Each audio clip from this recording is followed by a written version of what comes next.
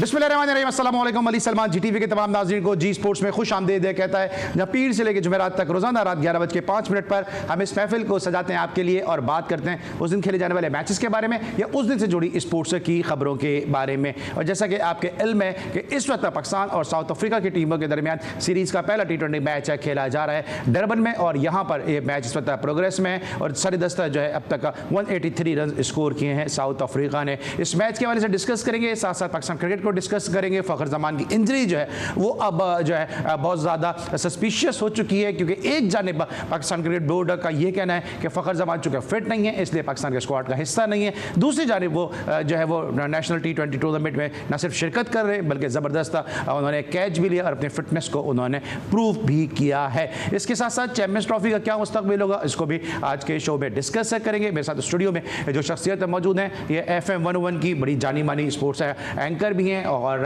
Sports का show बड़े अच्छे तरीके से होस्ट भी कर रही है, और साथ साथ जो इन्होंने GTV से बतौर एनालिस्ट अपना सफ़र शुरू किया उसमें भी कामयाबी के मनाजिल तय कर रही हैं। और इसके अलावा पाकिस्तान में बहुत कम ऐसी ख़वातीन हैं जो बड़ी कामयाबी के साथ अपना YouTube चैनल भी रन कर रही हैं और उस पर बड़ा ज़बरदस्त कंटेंट भी दे रही हैं। और उनके चैनल की ख़ास बात यह है कि ये अमूमन जो है ये पाकिस्तानी कंटेंट में बात करती हैं, अमूमन पाकिस्तानी स्पोर्ट्स के ऊपर बात करती हैं, ना सिर्फ क्रिकेट पे बात करती हैं बल्कि इसके साथ साथ जेवलिन, हॉकी, एथलेटिक्स, स्विमिंग और दीगर जितने भी खेल हैं उनको भी डिस्कस करती हैं। तो यकीनी तौर पे इस किस्म के लोगों को हमें सपोर्ट भी करना चाहिए और प्रमोट भी करना चाहिए।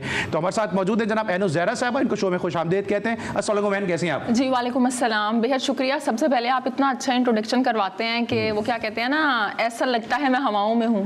नहीं, बिल्कुल आप डिज़र्व भी करती हैं और जी स्पोर्ट्स की कोशिश ही होती है और GTV की कोशिश और ख्वाहिश ही होती है कि जो है लोगों को प्रमोट करें। और यही वजह है कल हमारे साथ शाज़िब खान मौजूद थे, नेमतुल्लाह को हम ने जो है वो लाइमलाइट पे लेकर आए, उनका जो फ़कीदुल मिसाल इस्तकबाल हुआ कोयटा में उसके हवाले से भी हमने बात की है। और जी स्पोर्ट्स वो वाहिद शो था और अभी तक पहला शो है कि जहाँ पे पाकिस्तान अंडर-19 को कल गुलाम अली की सूरत में, शाज़िब खान की सूरत में डिस्कस किया गया। जबकि दूसरी जानिब मेरे साथ टेलीफोन लाइन पर एक ऐसी ज़बरदस्त पर्सनैलिटी मौजूद है जो कई दहाइयों से जो वो क्रिकेट को कवर कर रहे हैं, क्रिकेट एनालिस्ट हैं, क्रिकेट कमेंटेटर हैं, तबसरा निगार हैं, तज्जिया निगार हैं और साथ साथ जिस तरह एंड रेडियो पे बड़ी कामयाबी के साथ अपना शो कर रही हैं, इसी तरह ये लाहौर रेडियो से अपना जो शो है एक तवील अरसे के साथ बड़ी कामयाबियों के साथ कर रहे हैं। और अल्लाह ताला इस सिलसिले को दराज रखें। हमारे बहुत ही सीनियर हैं लेकिन बहुत ही हमारे जो है करीबी दोस्त, बड़े भाइयों की तरह राजा असद साहब हमारे साथ मौजूद हैं, शो में खुश आमदीद कहते हैं। अस्सलाम वालेकुम राजा भाई, कैसे हैं आप? वालेकुम सलाम अली, हाउ आर यू? और हमेशा की तरह आज बड़ा अच्छा लग रहा है जब भी आपसे बात करते हैं, आप साफ और वाज़ेह बात करते हैं तो अच्छा लगता है कि आप क्रिकेट के हवाले से, दीगर स्पोर्ट्स के हवाले से एक बड़ा अच्छा, मौसर और कारामद प्रोग्राम पेश कर रहे हैं, बामकसद प्रोग्राम कर रहे हैं। बहुत शुक्रिया, thank you so much sir for your kind words. Straight में बात करते रहे चैंपियंस ट्रॉफी के हवाले से, क्योंकि इस वक्त मैच तो जारी है, इसको भी यकीनी तौर पे अगले ब्रेक में हम जो डिस्कस भी करेंगे। लेकिन चैंपियंस ट्रॉफी का मामला आपको क्या लग रहा है, क्योंकि ना एक तरफ जो है वो पाकिस्तान भारत की हठधर्मी को कबूल कर रहा है, ना दूसरी जानिब जो है भारत अपने ज़िद, अपनी हठधर्मी से पीछे हटने को तैयार है। मुस्तकबिल क्या नजर आ रहा है आपको?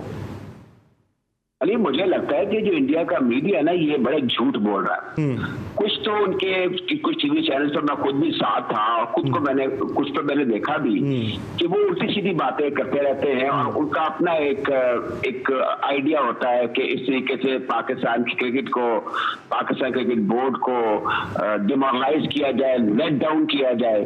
कोई बात देखे ना राजीव बिनी से हमने सुनी है, ना शुक्ला से सुनी है, ना जय शाह से सुनी है। हमारे चेयरमैन साहब गाहे बात करते रहते हैं, कभी स्टेडियम का चक्कर लगाते हैं तो कोई बात कर लेते हैं, कोई समाज कर लेता है।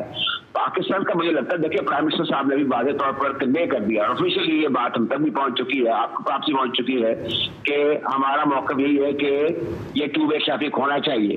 अगर India is not coming to Pakistan, ये हमेशा हमारी पार्टी स्पॉइल करते हैं और ये कुटी कर लेते हैं। और अब फिर इनका ये प्रोग्राम है कि पाकिस्तान, देखिए ज़का अशरफ साहब की कमजोरी कह लें या उनकी मसलम मिजाजी कह लीजिए कि उन्होंने कहा कि चले जी हम चले आते हैं इंडिया, लेकिन इसको कमजोरी बना लेना या इसको रेफरेंस बना लेना इज नॉट करेक्ट। अभी बड़ा हाई टाइम है, नाउ और नेवर। पाकिस्तान को अपना एक दो टोक मौका पर इंडिया को बता भी दिया है, आईसीसी को भी बता दिया है। दूसरा, आईसीसी एक कानूनी बॉडी है, सिक्योरिटी बॉडी है, इसको ख्याल करना चाहिए कैसी ये फांसाजी हो रही है, और इसमें उसको लाउड एंड क्लियर अपना पॉइंट ऑफ व्यू एक स्टेटमेंट के लिए दे देना चाहिए, जो कि वो नहीं दे रही। अब दुनिया भर में हर जगह, चाहे वो इंग्लिस्तान हो जो तरक्की याफ्ता मुल्क है, न्यूजीलैंड हो, ऑस्ट्रेलिया हो, वहां पर पैसा बड़ा मैटर करता है। लेकिन ये नहीं होता कि आप एक मुल्क जो है इसका एक वोट है, लेकिन इंडिया का भी एक वोट है, आयरलैंड का भी एक वोट है, तो इस बुनियाद पर उसके कैश फ्लो है या वो प्लेयर्स को कोई इंसेंटिव देकर दूसरे बोर्ड्स को तरने वाला नहीं समझना चाहिए। और मेरे ख्याल है पाकिस्तान क्रिकेट बोर्ड का इंडियन वो जो एक मौक़िफ़ है इनका असूली और कानूनी भी। अब मुझे ये भी पता चला है कि पाकिस्तान क्रिकेट बोर्ड ने वो जो रिटर्न इनसे मांगा है आईसीसी के, बताया जाए कि क्या रीजन जिसकी वजह से इंडिया नहीं आता, वो एक लीगल डॉक्यूमेंट हो जाता है, तो उसमें आप कोर्ट ऑफ लॉ में जा सकते हैं, आप थ्रेड कर सकते हैं, लेकिन वो ऐसा कर नहीं है, हम फंसे हुए हैं। और मेरे ख्याल में जो मीडिया का हमारा रोल है वो दैट इज वेरी पॉजिटिव। हमें अपने क्रिकेट के साथ रहना है, हमें बैक करना है, उसके पीछे को भी बैक करना है, ताकि ये जो आप भी जाके मैचेस पे कवर करते हैं, आप भी कमेंट्री करते हैं, क्रिकेट हमारा होना बचाना है। हम चाहते हैं कि चैंपियंस ट्रॉफी पाकिस्तान में हो, हम चाहते हैं कि पाकिस्तान में टीमें आए और क्रिकेट हो, लेकिन not on the expense of integrity, गैरत और हमीयत और पैट्रियोटिज्म। उसकी बुनियाद पर तो जाहिर है कि हम क्रिकेट ना खेले भले, लेकिन ये चीजें जो है ये एटलीस्ट रहनी चाहिए। बिल्कुल सही है। हमें अपने मौके जो आईसीसी को वाजे कर देना चाहिए। ठीक है, बिल्कुल मौका आईसीसी को वाजे कर देना चाहिए। और इस बयान को लेके जो चेयरमैन क्रिकेट बोर्ड की जानिब से बयान आया, जो प्राइम मिनिस्टर ऑफ पाकिस्तान मियां शहबाज शरीफ साहब ने एक स्टेटमेंट दिया कि मोहसिन नकवी साहब को उन्होंने सपोर्ट किया है कि आपकी जो लाइन है कि आप इंडिया जाके नहीं खेलेंगे, तो यकीनी तौर पर इस पर हुकूमत की तायद भी जो है वो हासिल हो चुकी है। आपको लगता है एन कि अब इंडिया में भी सवाल से आवाज़ें उठ रही हैं? मैंने अपने गुज़िश्ता कई शोज़ में कहा कि लालू प्रसाद यादव के जो साहबजादे तेजस्वी यादव जो खुद भी जो प्लेयर हैं, उन्होंने भी इस हवाले से आवाज़ उठाई है। अब मदन लाल इस बहस में कूद पड़े और मदन लाल ने कहा कि पाकिस्तान को क्रिकेट खेलना चाहिए, क्रिकेट शुड नॉट स्टॉप। तो भाई आप हमें समझा रहे हैं क्रिकेट शुड नॉट स्टॉप, आप अपनी गवर्नमेंट को, अपने बीसीसीआई को क्यों नहीं समझा रहे क्रिकेट शुड नॉट स्टॉप और क्रिकेट होनी चाहिए, रादर देन इसके क्या पाकिस्तान को आगे समझा रहे हैं? जी देखिए, अभी क्या कहते हैं, असद साहब ने बड़ी अच्छी बात की यहाँ पे कि क्रिकेट भले आप ना खेलें लेकिन डिग्निटी पे आपको कंप्रोमाइज़ नहीं करना चाहिए। लेकिन ये डिग्निटी पे कंप्रोमाइज़ किया किसने था? एशिया कप हाइब्रिड मॉडल पे जो हुआ था वो किसने प्लान किया था? वो हमारे जो चेयरमैन थे नजम सेठी साहब, उन्होंने किया था ना। अगर आप उस वक्त अपनी डिग्निटी पे कंप्रोमाइज़ ना करते, चंद जो टॉफीज आपको मिली थी उन पे आप खुश ना होते, तो बात इस नहज पे नहीं आती। तो हमारे जो एक्स हम कह लें अनफॉर्चुनेटली जो भी करता धरता रहे हैं, उन्होंने पाकिस्तान के लिए सोचा ही नहीं है उस तरह से। वो बस अपने लिए ही जो उनको फॉर द टाइम बिंग ठीक लगा, जो सही लगा। आपको लगता है जो अभी जो आप बात कर रही हैं कि इसका जो फॉर्मर चेयरमैन गुजरे नजम सेठी साहब जो बड़ा प्राउडली इस बात को कहते हैं कि जी हाइब्रिड मॉडल हमने जो है वो इंडिया को मजबूर किया, तो क्या इसके नुकसानात, इसके असरात, इसके मुज़म्मिरात अब पाकिस्तान क्रिकेट को फील हो रहे हैं? जी बिल्कुल, मैं यही कह रही हूँ कि तब इंडिया ने तो आपको नहीं कहा था ना कि आप हाइब्रिड मॉडल पे खेलें, उन्होंने तो जस्ट मना किया था। ये हमारी जो उस वक्त की मैनेजमेंट थी, दे प्लान इट आउट कि हम हाइब्रिड मॉडल पे खेल लेते हैं, और तब ये सारा प्लान हुआ था। आप देखिए वो टूर्नामेंट भी कितना खराब हुआ था, श्रीलंका में बारिशें हो रही हैं, कुछ मैच पाकिस्तान में, बाकी वहां पे, तो क्या फायदा हुआ? आपको क्या मिला? आपने क्या किया कि जो रास्ते थे ना वो फ्यूचर के पाकिस्तान क्रिकेट के खराब कर दिए। तो हमारे यहाँ यही मसला है कि सिर्फ फॉर द टाइम बिंग जो सही वो लग रहा होता है अपने लिए, या टेम्परेरी तौर पे फैसले किए जाते हैं, लॉन्ग टर्म फैसले नहीं किए जाते हैं। तो इंडिया का तो आप क्रिटिसाइज कर रहे हैं कि वो नहीं आ रहा, ये अपनी गवर्नमेंट की वजह से नहीं आ रहा, लेकिन जो हमारे अपने करता धरता हैं वो सही फैसले नहीं करते। रमीज राजा कितना शोर मचा रहे थे, मैं नहीं जाए, हम नहीं जाएगी, जीटी टीम नहीं जाएगी ओडीआई वर्ल्ड कप में, और वो खुद कमेंट्री करने वहां पे पहुंचे हुए थे। इतना मजाक उनका बना, लेकिन he was very okay with it. ठीक है, हम बात कर रहे हैं। अच्छा राजा साहब, जो भी एन ने बात की है, यकीनी तौर पर इनकी अपनी राय है कि स्कूल ऑफ थॉट ये भी है कि हाइब्रिड मॉडल हमें एक्सेप्ट नहीं करना चाहिए था, लेकिन आप समझते हैं कुछ फैसले ऐसे होते हैं कि जिसको मैं अगर आसान अल्फाज में कहूँ कि मौका देख के चौका लगाना चाहिए, तो कुछ फैसले जो है वो मौका महल के लिहाज से जो है वो बर वक्त होते हैं, लेकिन आफ्टर सम टाइम जो है हमें लगता है कि जो है अब वो वक्त नहीं है कि उस किस्म के फैसले लिए जाएं। तो जरा नजम सेठी के इस फैसले को जरा से एलिब्रेट कीजिएगा, और साथ साथ अब मौजूदा सिनारियो में अगर हम उनको क्रिटिसाइज कर रहे हैं, इस हवाले से आपका क्या वर्डिक्ट है? चीज है, हमारी जो क्रिकेट एडमिनिस्ट्रेटर्स है ना, जैसे सेठी साहब हो, शेरी साहब तो समझदार और होशियार आदमी थे, लेकिन वो उतने एक्सपीरियंस कैंपेनर नहीं थे जो इंडियन क्रिकेट के अंदर हम देख रहे हैं नीचे से लेके ऊपर तक। अगर गांगुली है या उससे पहले शरद पवार थे या फिर वो सालवे, बिंद्रा या उस पाए के दीगर और उनके एडमिनिस्ट्रेटर थे। हमारे यहाँ पर ये म्यूजिकल चेयर होती है, कोई आ रहा है कोई जा रहा है, वो टिक कर कोई फैसला कर नहीं सकते। इस वक्त जो सूरत हाल है, जैसे अभी बिल्कुल ठीक कहा है कि हमारे जो साबिक चेयरमैन है उन्होंने लैटिट्यूड दिखाया है, तो तभी हमें ये अब आज का दिन देखना पड़ा ना। वो दादा सजदे में गिरे चमकते कयाम आया, मैं बार बार ये बात करता हूँ। और अब यहाँ पर यह होना चाहिए कि जो मौजूदा चेयरमैन को एक एडवांटेज है। देखिए अभी आशीर्वाद तो दे दी ना प्राइम मिनिस्टर साहब ने, पैटर्न साहब ने, कि आप बिल्कुल वैसे ही जाएं जैसे आप जा रहे हैं, और पाकिस्तान फर्स्ट, और क्रिकेट को भी आप लेकर चले, लेकिन पहले पाकिस्तान की बात होनी चाहिए, हमारी इज्जत की, एहतराम की। तो अब इसमें इंडिपेंडेंट है मौजूदा चेयरमैन, ये खुद से फैसले कर सकते हैं और ये तगड़े चेयरमैन हैं, इनके पास एक जबरदस्त पोर्टफोलियो भी है। दूसरा, इंडियन जर्नल को ये तकलीफ है कि ये एक इंडिपेंडेंट आदमी, वैसे ये एक मीडिया हाउस के भी हेड हैं, तो इनको वो दो प्रेस कॉन्फ्रेंसेस करने वाले ये जाती पब्लिसिटी के तो कोई शौक नहीं है। लेकिन मेरे ख्याल में जब तक जिन्होंने बातें की है, जो शेयर आए, इतनी देर तक एक बात, एक ब्लेसिंग भी होती है अली, ये जब एक देर ज्यादा हो जाए ना, इसको आप इरिटेट मत हो इससे, ये ब्लेसिंग है पाकिस्तान के पॉइंट ऑफ, बड़ी चीज है, ये दफा गुजर रहा है, इससे अब प्रेशर इंडिया में डेवलप हो रहा है। और दूसरा, इस वक्त जो प्राइम मिनिस्टर ऑफ इंडिया हैं, ये पहले जैसे मजबूत इंसान नहीं है, कोलिशन गवर्नमेंट है, और इनको अब कांग्रेस भी मदद करके पार्लियामेंट में पहुंच गई, और जो संजय गांधी साहब है उनकी सारी फैमिली इस वक्त पार्लियामेंट में मौजूद है, तो उनको लेने के देने भी पड़ रहे हैं, उन पर क्रिटिसिज्म भी माउंट होगा। और जब आगे जाकर अगर ये सिस्टम जो प्रपोज किया गया है 2027 तक का, ये मेंटेन रहता है, तो फिर क्या होगा कि इंडिया को अपने मुल्क में जब भी पाकिस्तान को होस्ट नहीं करेंगे, तो they would have some multiple pressures, कि आपकी वजह से देखना पड़ा है कि एक सबसे बड़ा जो एक प्राइज और शो पीस इवेंट होता है पाकिस्तान वर्सेस इंडिया मैच, वो श्रीलंका में खेला जा रहा है। तो ये सारी ऐसी चीजें जो कि पाकिस्तान के पॉइंट ऑफ व्यू से बिल्कुल ठीक जा रही है, और करना ये है, इसमें कंसिस्टेंसी होनी चाहिए। अगर अब ये मौजूदा चेयरमैन नहीं रहते, नए चेयरमैन कोई आते हैं, तो वो इस पॉलिसी को लेकर आगे चले, बिल्कुल ताकि इंडिया को ये पता चल जाए कि हम जो इनकंसिस्टेंसी में बड़े कंसिस्टेंट है, अब सूरत हाल बिल्कुल मुख्तलिफ है, और पाकिस्तान टिट फॉर टैट करेगा।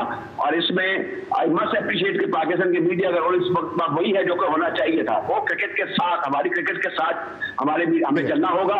और इसको ये नहीं समझना चाहिए कि हम कोई किसी क्रिकेट बोर्ड के चेयरमैन के साथ इजारे जज्जेती कर रहे हैं या कोई ऐसी बात कर रहे हैं। हमें जो बात सही है उसको सपोर्ट करना है, जो बात सही सपोर्ट करना है। अच्छा राजा भाई, मुझे जरा ब्रेक पहले लेके जाते थे, एन का मैं इनपुट ले लूं। एन, अब जिस तरह इंडिया का केस है, राजा असद साहब भी बात कर रहे हैं और हम भी बात कर रहे होते हैं कि इंडिया के इसलिए थोड़ा सा वीक होता नजर आ रहा है क्योंकि वो किससे बात करेगा। इंग्लैंड की टीम यहां पर आ चुकी है, बांग्लादेश यहां पर आ चुका है, न्यूजीलैंड यहां पर आ चुका है, ऑस्ट्रेलिया यहां पर आ चुका है, तो इस मर्तबा जो है वो हालात थोड़े से मुश्किल है इंडिया के लिए अपने जो केस को प्लीड करने के लिए।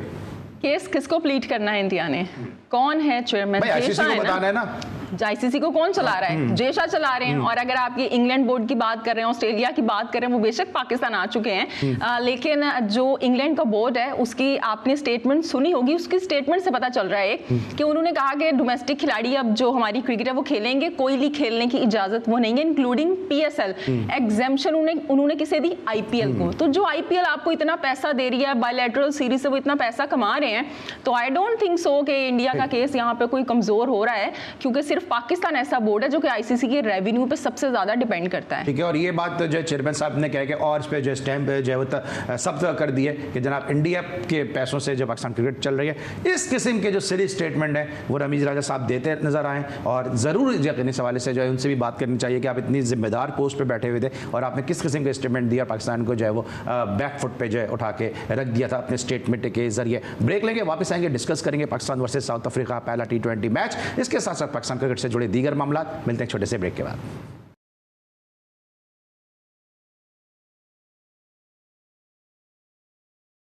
Welcome back after the break. और ब्रेक पर जाने से पहले हम चैंपियंस ट्रॉफी को डिस्कस कर रहे थे, लेकिन डरबन में जो T20 मैच है खेला जा रहा है, इस मैच को अब डिस्कस करेंगे कि जहाँ पे साउथ अफ्रीका ने पहले बैटिंग की है और क्या किया। उन्होंने अपनी पहली बैटिंग के दौरान आपको टेम्पलेट दिखाएंगे अब तक की इस मैच की समरी कि इस मैच में क्या रहा। इस वक्त आपके सामने स्क्रीन पर मौजूद है जना कि साउथ अफ्रीका ने 183 किए 9 विकेटों के नुकसान पर। मिलर ने जो है बड़ी ज़बरदस्त परफॉर्मेंस का मुजाहरा किया। उन्होंने जो है लॉफ्टेड स्ट्रोक खेले, 4 छक्के 3 चौके उनके स्कोर में शामिल हैं। इसके अलावा जॉर्ज लिंडे 48 रन बनाने में कामयाब रहे और मफाका ने 12 रन स्कोर किए, जबकि 3 विकेटें हासिल की हैं शाहिन शाह अफरीदी और अबरार अहमद ने। और जवाब में पाकिस्तान ने अब तक 16 रन स्कोर किए हैं। उसका एक खिलाड़ी आउट हुआ और आउट होने वाले खिलाड़ी थे बाबर आजम, जो बगैर कोई रन बनाए अब से थोड़ी देर पहले बाउंड्री लाइन पर कैच आउट हुए। और आज ये कहा जा रहा था कि बाबर आजम शायद इस मैच में मजीद 40 रन करके जो 4231 रन का T20 में सबसे ज़्यादा रन बनाने का रिकॉर्ड है रोहित शर्मा को, उसको ब्रेक कर दें, लेकिन बाबर आजम इस मैच में नाकाम हुए। एनो ज़रा से आगाज़ करेंगे। राजा असद साहब भी हमारे साथ टेलीफोन लाइन पर मौजूद हैं। एंड सबसे पहले तो अगर मैं इस मैच को डिस्कस करूं तो हम सलमान आगा की बहुत ज़्यादा बात कर रहे थे। उनको पाकिस्तान क्रिकेट बोर्ड ने वाइस कैप्टन भी बनाया।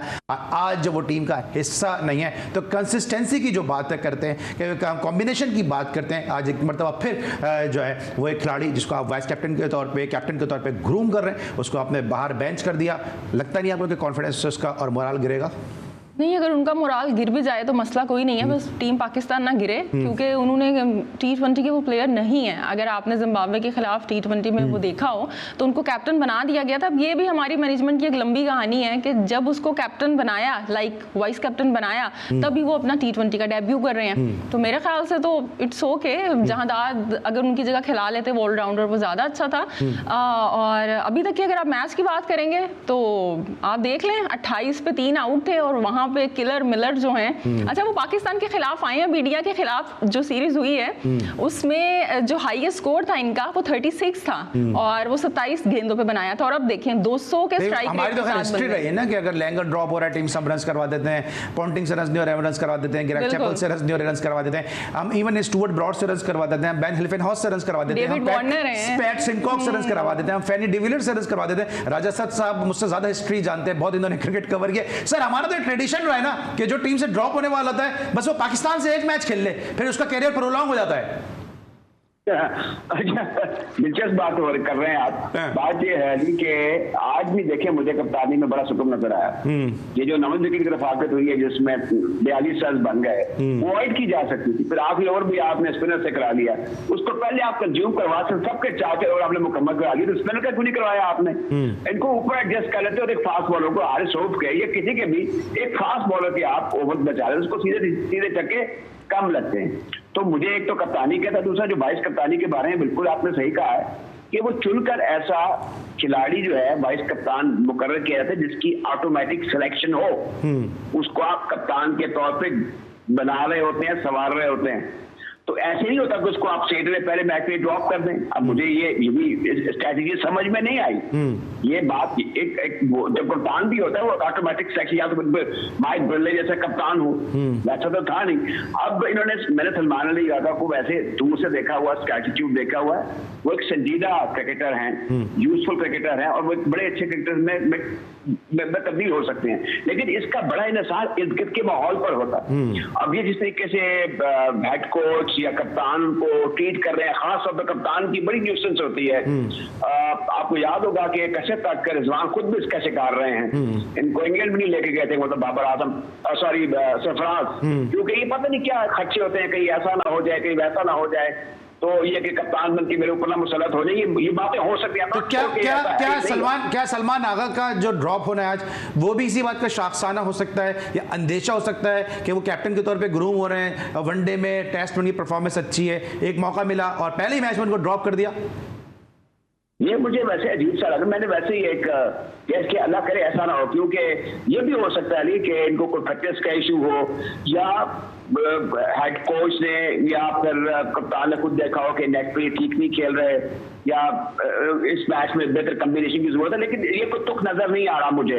वो एक संजीदा क्रिकेटर है और वो बहुत बैट एंड बॉल वो एक्सेल कर सकते थे और आपकी एक इजाफी बैट्समैन, एक इजाफी बॉलर मिल जाता। और हमारा तो ये एक इशू है कि हम 20 ओवर में मुकम्मल नहीं खेलते और आज जिस तरीके से टैकल किया गया है, देखिए ये बेहतर होता कि ये स्कोर 160 के नीचे हम उनको मंडल आउट करते हैं, इसके बार बार मौके पर दूसरे भी हमारी पार्टिसिपेंट कह रहे थे कि 28 पर 3 आउट हो गए, जहां बजा विकेट गिरी, ऊपर तले विकेट गिरी, और आखिरी वक्त तक आपस मौका था कि आप उनको 160 से नीचे आउट कर लेते। लेकिन सर एक तरफ जब 183 का टारगेट है तो क्या बाबर आजम का ओपन आना बनता था? ये मैं इसलिए बात नहीं कर रहा हूं कि वो आउट हो गए, मैं ये बात इसलिए कर रहा हूं कि हम सबको पता है बाबर आजम टेक्स टाइम, तो क्या बाबर आजम का आना बनता था?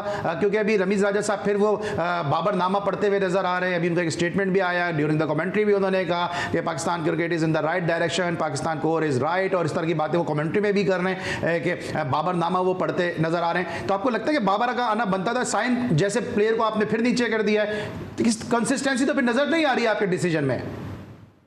ये अली, अगर जो 20 ओवर है ना, इसमें देखें आप पे प्रेशर कोई नहीं होता, आपने मारना है। आप शुरू में थोड़ी बहुत जो आपकी पावर प्ले है उसको एक्सप्लॉइट करना है, और बाबर आजम देखें आपके ऊपर 2 तले आउट भी हो जाए, जैसे आज साउथ अफ्रीका के हुए, अल्टीमेटली आपका टारगेट 180-90 होता है, वो हो ही जाता है आमतौर पर, आम हालात में हो जाता है। और ये साउथ अफ्रीका है, इनके बच्चे हार्ड है, बाउंसी है। आज तो वैसे बेशक स्पिन भी थी, हमारे स्पिनर्स ने अच्छी गेंद को घुमाया, लेकिन जहां तक बाबर आजम का ताल्लुक है तो वो ओपनर भी चले गए, तो 1 डाउन 2 डाउन भी आते हैं, बाजू का नया गेंद या आपको पहले या दूसरे ओवर में आना पड़ जाता है। तो अगर आ गए यहाँ फिर आपने जैसे बताया, मैं तो मैच सब नहीं देख रहा, आपसे बात कर रहा हूँ कि वो एक हिट लगाते हुए बाउंड्री के करीब आउट हो गया, ये कोई तरीका तो नहीं है। तो इनको कंसिस्टेंट होना चाहिए, इनको मैच जितवाने वाला बैट्समैन बनना चाहिए। जब ये आउट हो तो लगे तो बैट्समैन आउट हुआ। राजा भाई एक सवाल है जो मैं पहले एन से करूंगा, फिर इसका आपसे भी जरा इसी सवाल का जवाब लूंगा कि एक तरफ जब लाहौर कलंदर को कोच कर रहे थे आकिब जावेद, तो उन्होंने कहा कि हम तो बाबर आजम को आउट ही नहीं करते थे, हम चाहते थे जितना लंबा खेलेगा वो हमारे लिए ज्यादा बेनिफिशियल होगा। आज 183 रन चेस कर दें और उन्हीं आकिब जावेद ने जो है वो बाबर आजम को ओपन करा दिया। तो आकिब जावेद अब पाकिस्तान के कोच हैं या साउथ अफ्रीका के कोच हैं? पहले मैं एन से पूछूंगा, फिर राजा भाई की तरफ आता हूं। जी एन जी, ये जो डिसीजन है ये बताता है प्लेयर पावर, क्या प्लेयर पावर है आपके सिस्टम के अंदर, यानी आप जो है नामों के पीछे भागते हैं। अब्दुल रज़ाक इससे पहले थे, वो तो बाबर आजम को टीम में नहीं समझते थे, जब वो सिलेक्टर बने तो वो कहने लगे कि अब तो अलग बात है। जब उनसे क्वेश्चन हुआ, उनकी सिलेक्शन में ही बाबर आजम कैप्टन बन गए वो T20 के। अब आकिब जावेद आए हैं, उन्होंने अच्छे फैसले भी किए हैं, लेकिन जो प्लेयर पावर का अंदाजा आप यहाँ से लगाएं कि T20 जो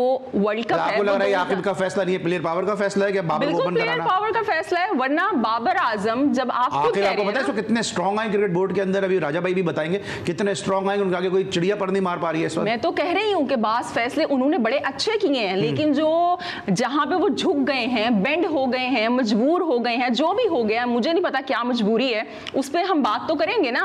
कि आप देखें कि आप साइम अयूब को ओपनर डेवलप कर रहे हैं। T20 वर्ल्ड कप जो है वो आपका 2026 में है, साउथ अफ्रीका के कौन से खिलाड़ी खेल रहे हैं? उनके जितने भी मेन प्लेयर्स थे 6 से 7, रबादा, यंसन, केशव महाराज, सारे के सारे वो रेस्ट कर रहे हैं, और आप अपनी फुल स्ट्रेंथ टीम के साथ, अपने करण अर्जुन के साथ आप ओपन करवा रहे हैं, बाबर रिजवान के साथ। इससे आपको क्या मिलेगा? मतलब बाबर T20 का प्लेयर है आपकी दानिश में नहीं? बाबर और रिजवान में से दोनों में से एक के लिए T20 में जगह है। अब जो अच्छा वो लगता है आप एडजस्ट कर लें उसे। आपको कौन अच्छा लगता है? अभी रिजवान कैप्टन है तो you have to carry with him. ठीक है राजा भाई, यही सवाल मेरा आपसे, जो मैंने आकिब जावेद के वाले सवाल किया, ने बड़ा तफसील से जवाब दिया, इस पे आपका भी इनपुट चाहिए मुझे। देखिए अभी जो है ना, जहां तक आकिब जावेद का ताल्लुक है, ये भी कहते हैं ना पंजाबी पक्के चढ़े हैं। अभी इन्होंने आपको इब्तदाई 2-3 कामयाबियां दिलवाई हैं। आपका ऑस्ट्रेलिया का टूर बुरा नहीं रहा, साउथ जिम्बाब्वे का आपका टूर ठीक गया, ठीक है, वनडे और T20 हार गए, और नए लड़कों को भी आपने मौका दे दिया, जिनमें से अक्सर की उम्र किसी की 25 से 26 है, किसी की 31 है, काफी क्रिकेट खेल चुके हुए हैं। आपके पास पूल में, नेशनल पूल में कोई ऐसे दरख्शिंदा सितारे नहीं है जिनको आप ये समझे कि जाकर अब आपकी टीम बनने वाली है या बन जाएगी। और जहां तक का बाबर आजम की बैटिंग ऑर्डर का ताल्लुक है, जहां तक उनकी न्यूसेस का ताल्लुक है, वो बाजार है कि वो उनमें वो ताकत नहीं रही, जो वो न्यूसेस नहीं रही, जो once it was part of. Sir simple बताएं ना, सर सिंपल बताएं, बाबर आजम T20 के प्लेयर हैं या नहीं है? बिल्कुल है, आपके पास है क्या मुझे बताएं। ठीक है, मुझे आप लेकिन यही मैंने जो सवाल किया एन से कि जब आकिब जावेद जब ये कहते थे कि बाबर जितना खेलेंगे हमें फायदा होगा, तो अब आकिब जावेद 183 चेस करने पे बाबर आजम को ओपन करवा रहे हैं, साइम को जो है वो नीचे रखा हुआ उन्होंने। आपके पाकिस्तान की टीम में अगर ये इनका 130 के करीब स्ट्राइक रेट है T20 का, आप मुझे ये भी बता दें number of run, number of centuries, strike rate, इनसे किसी का बेहतर है तो ले आए इनको, है ही कोई नहीं आपके पास। तो आपके ख्याल में साइम का T20 में ओपन नहीं बनता है? ये ओपन जाए या 1 डाउन जाए या 2 डाउन जाए, आई पर्सनली बिलीव कि फिल वक्त इनकी टीम में जगह बनती है। सर मेरा सवाल ये है ही नहीं, मेरा सवाल ये है कि 183 को चेस करते हुए बाबर का ओपन करना सिमिलर फैशन के दोनों प्लेयर्स का ओपन बनता है in the presence of the Saim Ayub. देखिए वो हार्ड गेंद को अच्छा खेलते हैं बाबर आजम, उनकी कट अच्छी है, उनकी ड्राइव अच्छी है, उनकी पुल भी अच्छी है, तो फिर अगर वो उनको ओपन भेज दिया तो मेरे ख्याल में कोई ऐसा कोई ब्लंडर नहीं है ये। ठीक है सर, इतनी बड़ी मुश्किल सूरत हाल नहीं थी। ठीक है, राजा की स्टेटमेंट मुझे याद आ रही है। बिल्कुल, मैं भी यही कहना था क्योंकि राजा असद भाई जो है रमीज राजा के बड़े अच्छे दोस्त हैं, इसलिए ये ड्राइव पुल और कट देखें, पाकिस्तान जीतता है, जीते ना जीते कोई बात नहीं। राजा भाई ने तो ये बात नहीं कही, लेकिन चेयरमैन साहब ये बात करके जा चुके हैं। ब्रेक लेंगे, वापस आएंगे तो जरा फखर जमान की फिटनेस के हवाले से बात करेंगे। माइकल वॉर्न ने कहा टेस्ट मैच 4 दिन का कर देना चाहिए, इसको भी डिस्कस करेंगे। मिलते हैं ब्रेक के बाद।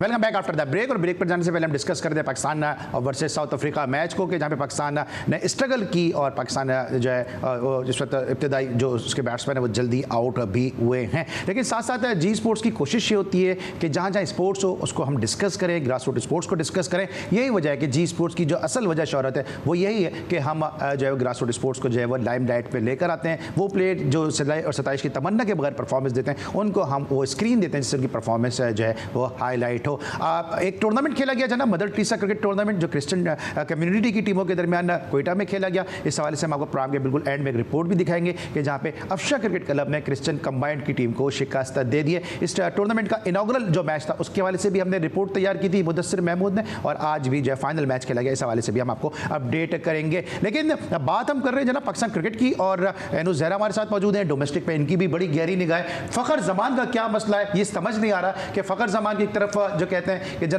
कि जनाब उनकी फिटनेस नहीं है, दूसरी तरफ वो बड़े ज़बरदस्त कैचेस लेते नजर आ रहे हैं हमें डोमेस्टिक T20 में। इसी तरह हमने माजी में यासिर शाह के लिए देखा था कि वो उनके लिए कहा जा रहा था कि उनकी फिटनेस नहीं है और वो डोमेस्टिक में आउट पे आउट कर रहे थे। एंड क्या मसला लग रहा है? वो लग रहा है आपको कि जो ट्वीट बाबर आजम के लिए किया वो वजह बनी है, और साथ साथ फखर जमान ने जो आवाज़ उठाई थी NOCs के हवाले से लीक के, वो जो है वो उनको पाकिस्तान टीम से ड्रॉप कर गई। अच्छा अली, यहाँ पे आप और हम तो खाली उनकी फिटनेस की बात कर रहे हैं ना, लेकिन आज मोहम्मद रिजवान ने जब प्रेस कॉन्फ्रेंस की तो उन्होंने बताया है कि फखर जमान को कोई डिजीज है, कोई बीमारी है कि जिसका हमें नहीं पता, तो इस वजह से वो नहीं खेल पा रहे हैं। तो अब मुझे ये कौन सी बीमारी है, वो कौन सी बीमारी जो पिंडी स्टेडियम में वो बीमारी फैल नहीं सकती है, साउथ अफ्रीका में जाके वो बीमारी वायरल हो जाएगी। जी आप देखें कैसी आपने बात यहाँ पे पिक की कि दिल की बात आपने कही कि ऐसी कौन सी बीमारी है कि वो डोमेस्टिक तो खेल रहे हैं, वहां पे कैचेस पकड़ रहे हैं। आज भी उन्होंने मैच में 2 या 3 कैचेस पकड़े हैं, उससे पहले भी रन भी बनाए, और वो इंटरनेशनल में आएंगे तो वो फैल जाएगी। अब ये तो मोहम्मद रिजवान बता सकते हैं, या उस्मान वाला बता सकते हैं, या आकिब जावेद। एक चीज मैं आपको बड़े मजे की बता सकता हूं आपको और आपके नाजरीन को, कि आप जो केस ये बिल्डअप कर रहे हैं ना, पीसीबी से मैं बात कर रहा हूं। पीसीबी मेरा शो यकीनी तौर पे देखती है, कल गुलाम अली वाला शो भी उन्होंने बड़े गौर से देखा था। तो एक और चीज बताता हूं कि इस पे भी जरूर एक्शन लीजिएगा कि फखर जमान और जो बाबर आजम है ये कितने करीबी दोस्त हैं कि आज वो 0 पर आउट हुए, Babar Azam against south Africa, और फखर जमान डोमेस्टिक में 0 पर आउट हुए। इस हवाले से इंक्वायरी जरूर पीसीबी कीजिएगा, और ये दोनों कैच आउट भी हुए तो जरूर इस हवाले से इन्वेस्टिगेशन कीजिएगा, ये क्या चल रहा है इन दोनों के दरमियान। तो ये एक और केस बन जाएगा फखर जमान को ड्रॉप करने के लिए। राजा भाई, ये मैंने एक और केस दे दिया है पीसीबी को कि जरा इन्वेस्टिगेशन करें कि इधर अगर फखर 0 पर आउट हो रहा है तो यहां पे जो है बाबर भी 0 पर आउट हो गया। ये कैसी दोस्ती निभा रहे हैं दोनों? अच्छा, ये इंटरेस्टिंग बात है। ये जो आपने बात की है ना, ये बड़ा पर्टिनेंट क्वेश्चन है। इसमें देखें, जब कोई प्लेयर अनफिट होता है या कोई डिसिप्लिनरी ग्राउंड्स पर उसके खिलाफ एक्शन लिया जाता है, चेयरमैन साहब ने कह दिया था कि इन्होंने एक ट्वीट किया है और कुछ खबरें भी लीक आउट की, उनको नहीं करना चाहिए था। आप कॉन्ट्रैक्टेड है, ऐसे काम मत करें। लेकिन बीमारी के हवाले से जो अब आवाम पैदा किया जा रहा है, मैंने भी वो स्टेटमेंट देखी है रिजवान की, जिसमें उन्होंने कहा है कि वो बीमार है, कि कुछ बीमारी का उन्होंने जिक्र भी किया। लेकिन ये कैसी बीमारी है, इसके बारे में पीसीबी का जो मेडिकल बोर्ड है उसको एक हेल्थ बुलेटिन टाइप किस्म का जारी करना चाहिए कि कोई इस नौयत की बीमारी है। सर मुझे एक बात बताएं, मेरे पास 2 से 3 मिनट है राजा भाई, 2 से 3 मिनट है। एक बीमारी होती है कि आदमी आईसीयू से उठ के खेल लेता है, और एक बीमारी है कि उस बीमारी में डोमेस्टिक खेल सकता है, इंटरनेशनल नहीं खेल सकता। नहीं, ये अली, जब आप अनफिट हैं, आप बीमार हैं, आप कोई क्रिकेट नहीं खेल सकते। सर आईसीयू से नहीं खेले क्या रिजवान? सर आईसीयू से उठ के रिजवान नहीं खेले? नहीं नॉट, ये मुझे बड़ा अजीब सा लग रहा है कि इसमें क्लेरिफाई कर रहे हैं ये पीसीबी को अपने मेडिकल ऑफिसर के जरिए कि ये वो जो हादसे जिनकी वजह से वो टीम से बाहर है। मुझे लग रहा है कि वो जो पिछली उनकी कोताही है जो उनकी स्टेटमेंट है उसका खुफिया अभी तक। सर एन कुछ कहना चाह रही है, 2-3 मिनट है मेरे पास, एन कुछ कहना चाह रही है। मैं ये कहना चाह रही हूँ आईसीयू से उठ के वो इसलिए खेल लिए थे, वो मोहम्मद रिजवान थे और ये बेचारे फखर जमान है। बस ये जो फर्क है ना नामों का और ये दोस्ती यारी का, पावर का, बस ये फर्क है। ठीक है सर, ये माइकल वॉन का एक स्टेटमेंट आ गया कि टेस्ट क्रिकेट 4 दिन की कर देनी चाहिए और ये पहली मर्तबा आवाज नहीं उठी है, पहले भी ऐसी आवाजें उठी हैं। मैं अगर आप चाहें तो मैं इसका जवाब दे सकता हूँ। माइकल वॉन वाली जो बात है, जी बात यह है कि माइकल वॉन को यह बात करनी चाहिए बजाय इसके कि ये टेस्ट क्रिकेट को 4 दिनों का कर दिया जाए। उनको चाहिए कि वो बजाय कि इसको बचाया कैसे जा सकता है। अब पहले जब टीम इंग्लैंड जाती थी, आपको याद होगा, तो वहां पे 15-15 14 साइड मैचेस होते थे। इंग्लैंड की टीम, इंडिया की टीम पाकिस्तान आई तो यूनाइटेड बैंक के खिलाफ कराची में मैच खेली थी और साइड मैचेस हुआ करते थे। वो कल्चर खत्म कर दिया गया। अब पैसे के पीछे भाग दौड़ है, बोर्ड भी दीवाने हुए हैं, प्लेयर जो पहले से ही देखते हैं कि किस तरीके से यहाँ भागा जाए वहां भागा जाए। तो इस पर थोड़ा ठहराव लाना चाहिए। माइकल वॉन को ऐसी तजावीज देनी चाहिए आईसीसी को कि जो सुप्रीम क्रिकेट है, जो प्रॉपर क्रिकेट है, उसका सर्वाइवल कैसे मुमकिन है, बजाय कि ये कहा जाए कि इसको आप 4 दिनों तक स्क्वीज कर दें। नॉट एट ऑल, मेरे ख्याल में ये एक्सेप्टेबल नहीं है। ठीक है। और राजा भाई जो बात कर रहे हैं कि साइड मैचेस के लिए यूबीएल के खिलाफ, तो मुझे याद आया कि साउथ अफ्रीका भी जो है वो पेशावर में एलाइड बैंक के खिलाफ साइड मैच खेली थी। जिस तरह भी बात करेंगे टेस्ट मैच को 4 दिन का करना चाहिए, जो लास्ट 50 टेस्ट मैचेस खेले गए एंड उसमें सिर्फ 3 टेस्ट मैचेस ड्रॉ हुए हैं, बाकी सारे रिजल्ट ओरिएंटेड साबित हुए हैं। तो फिर 3-4 दिन का करने की वजह समझ में नहीं आती है। नहीं, ये माइकल वॉन आपने खुद ही कह दिया ना, माइकल वॉन ने कहा है, तो माइकल वॉन तो कुछ भी कह सकते हैं। वो भी लाइक मीरा ही है, वो दूसरी अटेंशन ग्रैब करने के लिए। माइकल वॉन है या ऊट पटोंग है? हाँ, बस ये ऊट पटोंग ज्यादा है, ऊट पटांग है। अच्छा भाई, माइकल वॉन का जो स्टेटमेंट है आपको ऊट पटोंग लग रहा है?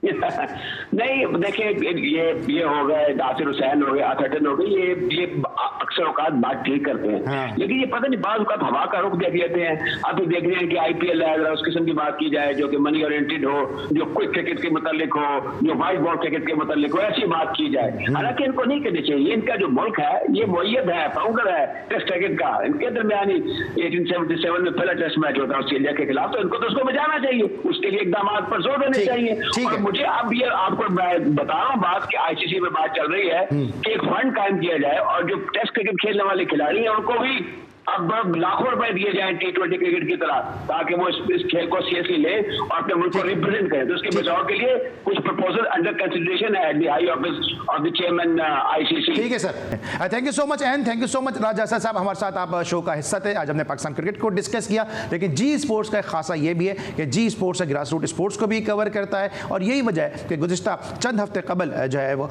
कोयटा में जो है वो मदर टीसा क्रिकेट टूर्नामेंट खेला गया, जिसमें क्रिश्चियन कम्युनिटी की टीमों ने शिरकत की थी। और इस टूर्नामेंट का जो इनॉग्रल मैच था, इस हवाले से भी जो है हमने एक रिपोर्ट अपने प्रोग्राम में शामिल की थी। आज इस टूर्नामेंट का फाइनल खेला गया और इस टूर्नामेंट के फाइनल में जो है वो 2 टीमें एक दूसरे के मद्दे मुकाबिल थी, जिसमें अफशान क्रिकेट क्लब और क्रिश्चियन कंबाइंड की टीमों के दरमियान मुकाबला हुआ। क्या रहा इस मैच में, इस मैच के हवाले से एक रिपोर्ट है, आइए देखते हैं। कोयटा में मदर टेरेसा स्पोर्ट्स बोर्ड के ज़ेर इत्माम नवाब बूटी स्टेडियम में 1 माह से जारी T20 क्रिकेट टूर्नामेंट इख्तिताम पजीर हो गया। टूर्नामेंट का फाइनल मैच अफशान क्लब और क्रिश्चियन कंबाइन के दरमियान खेला गया। क्रिश्चियन कंबाइन ने 20 ओवर्स में अफशान क्लब की टीम को 137 रन का हदफ दिया, जिसे अफशान क्लब की टीम ने 1 विकेट के नुकसान पर 17 ओवर्स में पूरा करके टूर्नामेंट का फाइनल अपने नाम कर लिया। बहुत अच्छा टूर्नामेंट कराया है, हर साल कराते हैं। हम लोग उम्मीद करेंगे नेक्स्ट टाइम भी करवाएं, ताकि नौजवान प्लेयरों को मौका मिले, ताकि वो अच्छी क्रिकेट खेल सकें, अपने टीम का नाम रोशन कर सकें। इस टूर्नामेंट कमेटी को मैं अप्रिशिएट करता हूं कि उन्होंने इस इंटरनेशनल ग्राउंड में हमें खेलने का मौका दिया और मैच सिचुएशन आप सबके सामने है। अच्छा कंट्रोल किया हमारी बॉलिंग ने और उसके बाद बैट्समैनों ने अच्छा परफॉर्म करके स्कोर को चेस किया। मदर टेरेसा ट्रस्ट के सरबराह और साबिक सेनेटर खलील जाज का कहना था, टूर्नामेंट के इनेकाद का मकसद अक़लियती बिरादरी को खेलों की जानिब राग़िब करने के साथ मंशियात जैसी लानत से दूर करना है। ये एक्टिविटीज़ होती रहती है ताकि लोग मनशियात से दूर रहें और स्पोर्ट्स अपना करते रहें। बलूचिस्तान गवर्नमेंट भी बहुत एफर्ट कर रही है और मैं समझता हूँ कि मैं शुक्रगुजार हूँ इस टूर्नामेंट इंतज़ामिया का कि जिन्होंने इतना अच्छा टूर्नामेंट अरेंज किया। टूर्नामेंट की इख्तितामी तकरीब में जीतने और रनर अप आने वाली टीमों में इनामात तकसीम किए गए। कैमरामैन मुज़म्मिल अबरू के साथ मुदस्सिर महमूद, GTV न्यूज़, कोयटा। जी नाज़रीन, आपने मदर टेरेसा क्रिकेट टूर्नामेंट जो कोयटा में क्रिश्चियन कम्युनिटी की टीमों के दरमियान खेला गया, इस हवाले से मुदस्सिर महमूद की रिपोर्ट देखी और एक बड़ा अच्छा एक मुस्तहसन इक़दाम है क्योंकि क्रिसमस की आमद है और उससे पहले जो है वो खिलाड़ियों ने मैदान में अपनी कारकर्दगी के जौहर दिखाए और जी स्पोर्ट्स ने जो है वो इनकी परफॉर्मेंस को हाईलाइट भी किया। हम अमूमन जो कोयटा इस वक्त स्पोर्ट्स सरगर्मियों का हब बना हुआ है, इस हवाले से जब अपने प्रोग्राम में कोयटा में जो स्पोर्ट्स की सरगर्मियाँ जारी रहती हैं उनको अपने प्रोग्राम की जीनत बनाते हैं और हम उम्मीद करते हैं कि जल्दी हम जाके वो कोयटा से भी प्रोग्राम करेंगे ताकि आपको ऑन ग्राउंड जो रियलिटीज़ हैं स्पोर्ट्स के हवाले से, वहाँ के स्पोर्ट्स ऑर्गेनाइजर से, स्पोर्ट्स एडमिनिस्ट्रेटर से, खिलाड़ियों के मसाइल और साथ साथ जो उनकी सोच है, किस अज़म को लेकर वो स्पोर्ट्स में हिस्सा ले रहे हैं, उस हवाले से भी आपको आगाही दें। आज के लिए बस इतना ही, इंशाल्लाह कल एक दफ़ा फिर मुलाकात होगी। उस वक्त तक के लिए अली सलमान को, राजा सद, एनो ज़हरा और पूरी प्रोडक्शन टीम के साथ इजाज़त दीजिए। अपना बहुत ख्याल रखिए। अल्लाह हाफ़िज़।